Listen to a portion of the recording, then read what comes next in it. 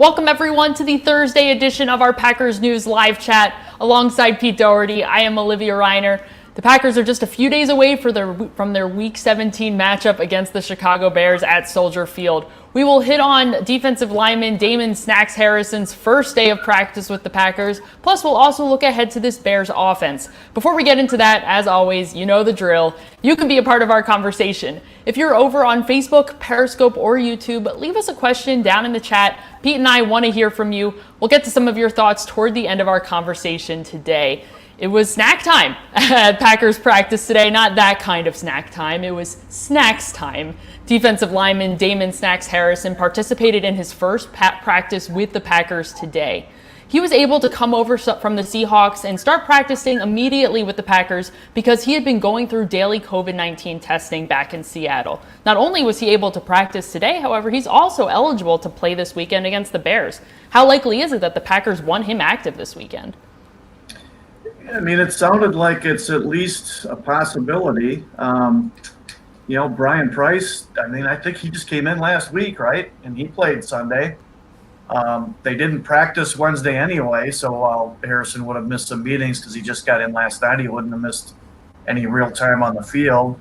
So I don't think it's out of the question that he's there and he plays for, 6 to 10 or 12 snaps. I think looking at his numbers with Seattle, I think he was at 6 games and 120 snaps, right in that vicinity. So, that's 20 a game. So I think he'd be in good enough shape to give them 8 to 12 if they wanted that and thought that, they had a defensive package or a calls that they could make that where he'd be able to function and know what he's doing.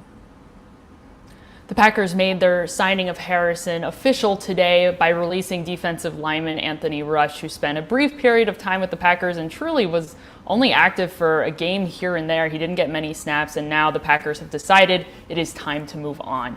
Let's look ahead to this weekend's game against the Chicago Bears, specifically at the offense. Quarterback Mitch Trubisky has been on something of a tear as of late. In the last 4 games, he's thrown 7 interceptions. He's only thrown 2 interceptions. Plus, he's had an 105 overall passer rating in those 4 games. The Packers know that Trubisky is a mobile quarterback. He's able to escape the pocket and extend plays. How are the Packers going to attempt to slow him down this upcoming weekend?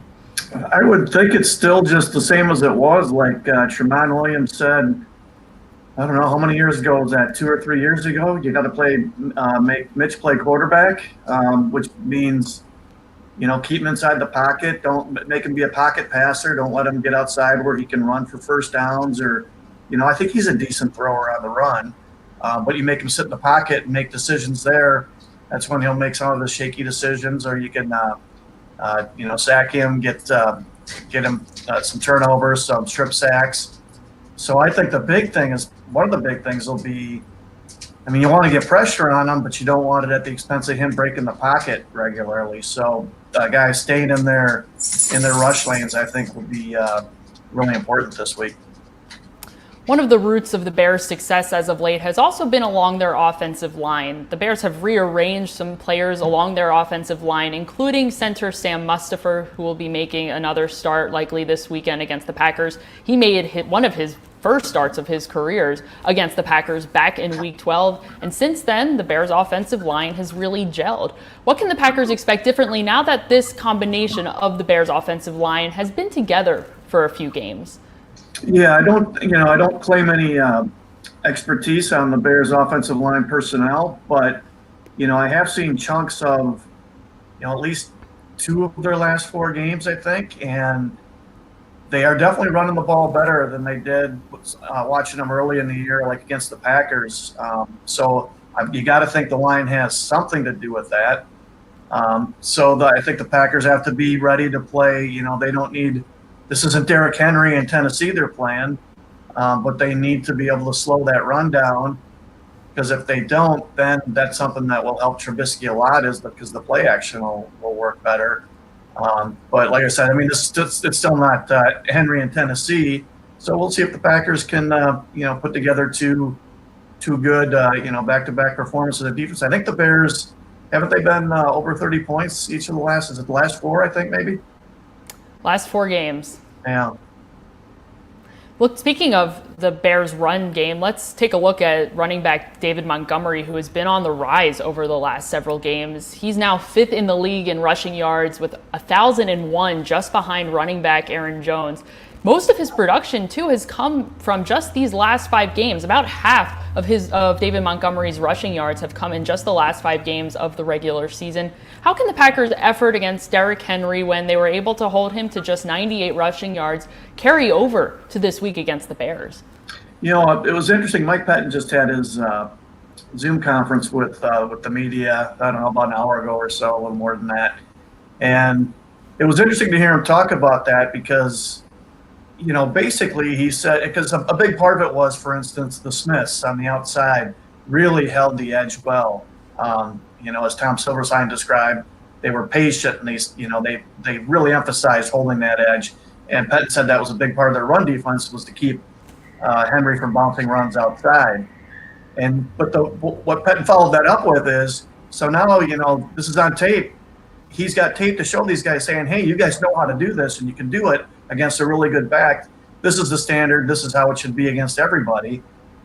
So I think they just, you know, I wonder if it was a good lesson for the players that they need to carry forward.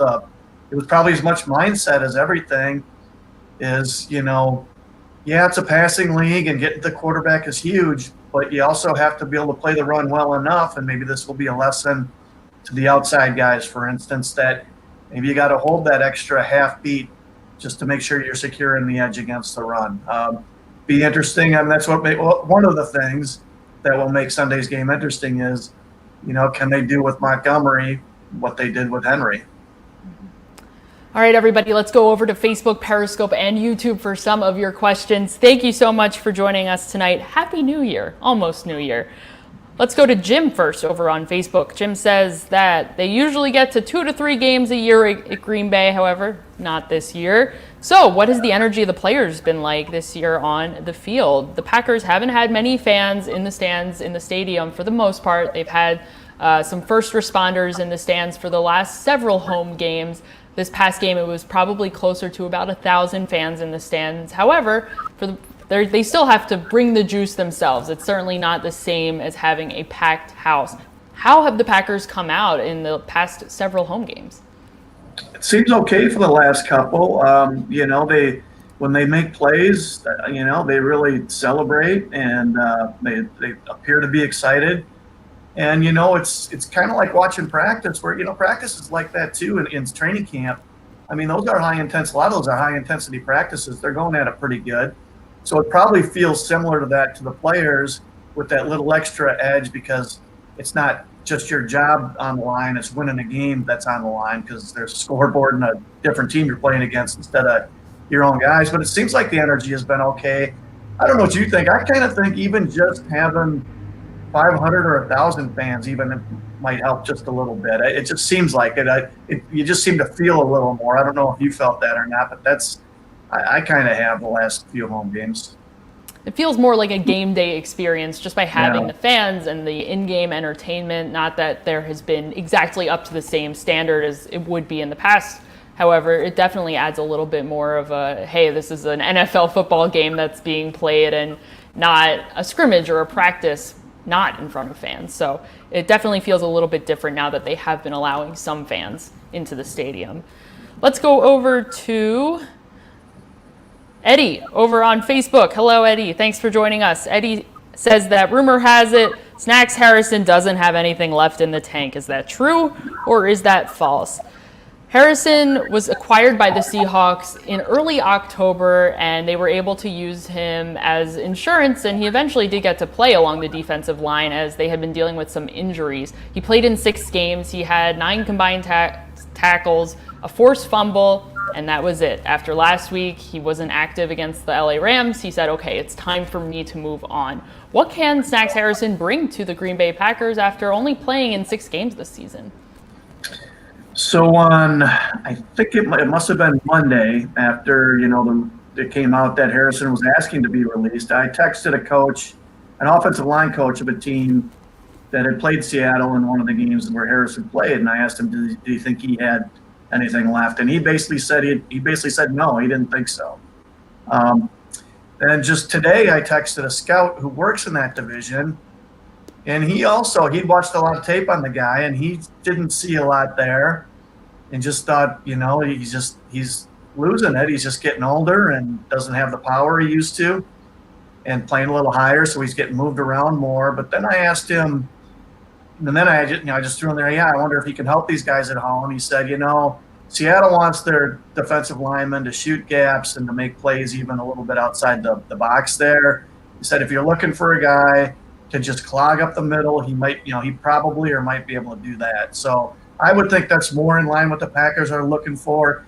You always hear Pettin talking about when he talks about D-line play and playing the run, is he's looking for a little push. He wants him to knock back the guy in front of him a little bit. So maybe this guy can do some of that for him. We'll see. He's going to get his chance, if not this week, then in the Packers' first playoff game. But there are, I guess, long story short, it's a legitimate question because, maybe he just has run out of juice. But he'll get a chance, and he's playing for a chance to get to the Super Bowl. And seems like he was going to retire if he didn't either go to the Cowboys or a team that he thought had a pretty decent shot at getting to that last game. He's from the Dallas area, I think. We'll see how defensive coordinator Mike Pettin chooses to use Harrison in his defense going forward. Thanks so much, Eddie, for your question. Let's go over to Josh on Facebook. Josh wants to know, should the Packers demote running back Jamal Williams to the third string and promote running back A.J. Dillon to second so he can get more snaps? Josh doesn't see how Dillon can get good snaps with Jamal Williams coming back this week. Williams missed last week's game with a quad injury. He is back at practice this week. We'll see exactly what his status is this upcoming weekend. On Sunday, however, good news for him was that Williams was a full participant in practice today after being a limited participant in practice yesterday. How are the Packers going to juggle having three very talented running backs in their rotation? Yeah, I kind of am in the camp that they should play Dillon more than Williams, even though it's just one game. He's clearly the more talented runner, guy with the ball in his hands.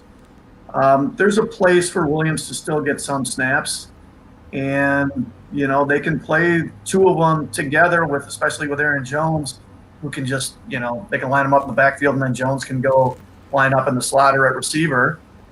So that's a way to get a couple of them snaps at least a few times at once. But if I were them, I would make sure Dillon got more touches than Williams does. And you can really, I think now, I just, think like going into getting close to postseason, these money games, Aaron Jones, generally kind of a 60% snap player. Yeah, you got to bump that up to 70, 75 now. You need him on the field more. And I don't think they need to do that anymore. If Dillon is who he looked like the other night, he's a big enough threat. Defenses are going to have to worry about this guy. They're going to have to, game plan at least somewhat to play him. And that goes all into the play action and helping Aaron Rodgers out. So I don't think they have to worry about making sure Aaron Jones is out there 70, 75% of the snaps from here on out. I think they can keep him at 60 or even a hair lower and still be okay, and Dillon can eat up a lot of those snaps.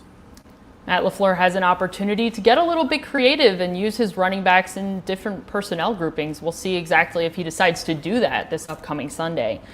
Thanks, Josh, for your question. Let's go over to Jared on Facebook. Jared asks for an update on tackle Rick Wagner. Will the Packers keep the same combination after Wagner left Sunday's game injured? Wagner dealt with a knee injury in game. He had to come out in the third quarter against the Titans. He was back in practice today. He was listed as a non-participant yesterday. However, he was listed as a limited participant in Packers practice today. So that's a good sign for the Packers and Rick Wagner taking a step toward being healthy enough to play this upcoming weekend. If Wagner is healthy enough to go, how likely is it that they stick with the same offensive line starters that they started with in the Titans game? Or would they consider going back to whatever they had before with Patrick playing right guard and Billy Turner playing right tackle? Well, it gives them the option to, err on the side of caution with the guy. But I think you went to practice today. Did you get any feel for how he was moving around? I don't know. What do you think? I did not get a good feel for how he was moving around. I was way too busy craning my neck trying to get any glimpse of Damon Harrison out on the field. It was trying to take attendance today. It was especially challenging. Yeah, so I don't know what they're going to do there. You never know. We don't know the extent of the injury. It is, a pretty decent sign that it's Thursday. Oh, not Friday, and he was already on the practice field on Thursday. So, you think he's at least got a chance, but then, maybe he shows up tomorrow and his knee's swollen up or there's, more soreness than they like. But like I said, they do have the luxury of erring on the side of caution there. And you win the game, and then the guy's got 2 games off to get healed up. So, maybe we'll get a better feel tomorrow to see what the practice report says, although, those things are so ambiguous. I mean, I think limited participant can mean anything from 1 snap in team to 95% of what you usually do. So that's such a wide range, it really doesn't tell you all that much. I'll keep an eye on Wagner tomorrow in practice and have a better update for you tomorrow afternoon. Thanks so much, Jared, for your question. Let's go over to Donna on Facebook. Donna wants to know, is it true that all the Packers have to do this weekend to secure the top seed in the NFC is to simply beat the Chicago Bears? Yes, that is one way that the Packers can secure that top seed in the NFC. What other ways can the Packers get that top seed if they don't, by chance, beat the Bears? Oh, what is it? I got to think back now. So if Seattle loses, does that automatically get them the top seed again? And I can't remember what it is with the Rams. You're much smarter than I am and remember these things better than I do. I'm sure you can enlighten everybody or remind us. If I'm not mistaken, I believe that the Seahawks would have to lose to the 49ers this weekend if the Packers don't beat the Bears. I think that, if I'm not mistaken, that's the only scenario that the Packers have to be super concerned about. I believe the Saints are out of the picture right now. Oh, so, right. The Rams, the Rams have to do with Chicago, not with the Packers, yeah. So something to keep an eye on there. If you're looking to adopt a new team to root for this upcoming weekend, you're probably going to want to root for the 49ers, not the Seahawks, if you're watching that game. However, truthfully, it doesn't matter how that game goes as long as the Packers do get the win this weekend against the Bears. So that's what you're keeping an eye on this upcoming weekend. Let's take another question. Let's go over to Jim here on Facebook. Jim asks if Chris Barnes and both inside linebackers, Chris Barnes and Kamal Martin, have been the difference in this defense against the run. How much have 2 rookie inside linebackers contributed to the Packers' improved play in stopping the run over the last several games? Yeah, I probably wouldn't say they've been the difference, but they've definitely been a difference. I think they're both, think they're both better than Kirksey, to be honest, and there's been an upgrade there. And this last game, and even the last few weeks, the Smiths have played better, especially Preston. The safety play has been better. Amos is better when he's playing in that dime package. Sometimes where he's one of the linebackers, I think that's helped the run defense in that personnel group.